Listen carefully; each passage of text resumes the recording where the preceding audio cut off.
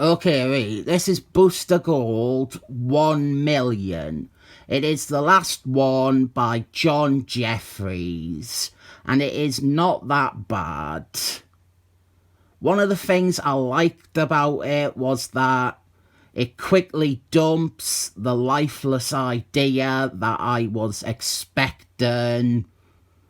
Jeffries, he had a run on this book that lasted a pathetic 10 issues, but doing the art for it was Stan Jurgensen, who actually takes over writing as well as continuing doing the art after this issue. And I am sure that the book gets immediately better. But what has happened is Booster Gold, he has become displaced in time after some of his patented time traveling shenanigans. And he has ended up in the year 1 million, which is 997,000 years after the year the pop band Busted went to. And in the year 1 million, we have a Booster Gold inspired character called Peter Platinum. I will allow a silence here for you to appreciate John Jeffries' amazing sense of humour. Peter Platinum is all the worst things about Booster Gold.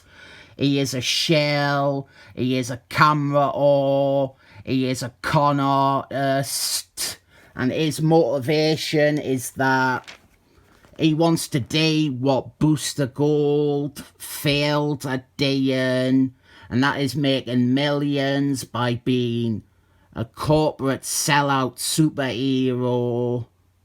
Booster Gold, he is bummed out that the only legacy he has in this future is this tool. And then the most satisfying thing ever happens, because we just drop the Trapped in the Year 1 million story. Ripley the Time Bandit shows up to collect Booster Gold and bring him back to the present. I appreciated that because I was not keen on a pretty bland story where Booster Gold has to work with Peter Platinum to return to his proper time or whatever.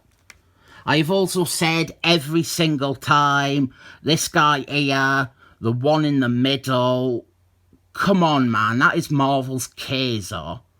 It is unreal that DC got away with this. It's unintentional too. They have just copied a Marvel design. So, back in the present, Booster Gold runs into the Toilet Brush Gang, who he has a long history with. They are what every writer thinks is a Booster Gold villain. They suck, but the thing is, infamously, Max Power hired them to job to Booster Gold so that the Justice League would be impressed and allow Booster Gold to join. I might review that issue next. And right now, Booster Gold, he is fed up of everyone seeing him as a failure and a joke. And ever since people found out about that original fight being staged, everyone doubts Booster Gold. They think everything he does is staged. They think he has hired the Toilet Brush Gang again to boost his public image and play to the cameras. And basically, Booster Gold, he ends up fighting the Toilet Brush Gang so much that You think he would just leave them to someone else, because if he bothers to fight them, all that happens is arseholes like Jordan Albert, they show up and accuse him of faking it. Batman knows the truth though. Well, to be fair, everyone knows the truth, that it was Max Power who hired them. But Batman, he gets that Booster Gold isn't a complete joke and that he really tries. And in fact, Batman, he has known that Booster Gold is involved in something bigger for years because of a time paradox involving Booster Gold trying to save Barbara Altman in the Killing Joker story. Batman found evidence of Booster Gold's presence, and he has held on to it until the time when he realises that Booster Gold did go back in time and try and save her. I didn't like this, by the way. Clunky retcon. It totally makes Batman's prior interactions with Booster Gold crappy, because now Batman is supposedly hiding that he knows Booster Gold is more than he seems. But as bad as the retcon is, it's not an awful scene. Batman encourages Booster Gold like nobody else has. And this is the only time John Jeffries has ever written a good Batman. Could it be Stan Jurgensen? I didn't think so. It is possible, but I like to be fair, and I will say this is John Jeffries, and he unusually wrote a good Batman bit for once. Booster Gold goes back to Ripley, the Time Bandit, because Batman has proper cheered him up. And off-panel, Booster Gold's sister was saved from her death.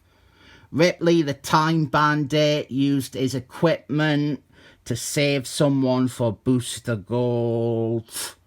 They couldn't save Blue Beetles. They couldn't save Barbara Altman. But due to his sister's death being in an explosion, they could grab her just before it, and she would still be assumed dead anyway, and time would continue on unchanged.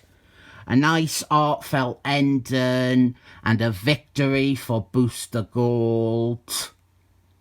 This is what I would say is maybe Stan Jurgensen. This idea might have been him instead of John Jeffries, since this character will obviously continue on into his comics. My opinion on this run has gone a bit back and forth. I liked the first one I read, then I started hating it, but I think this is an okay ending to a run. I did have some second-hand embarrassment for how short John Jeffries' stint on the book is. 10 issues is sad. But I am also happy it's only 10 issues. I would love to read the rest of this series. If anyone has read it and wants to offer their opinion or recommendation, please do so below in the comments. I like Stan Jurgensen, and I like Booster Gold, and I like comics without John Jeffries. I could give it 1 million thumbs up, but that was such a small part of the issue that I'll rate it 7 thumbs up.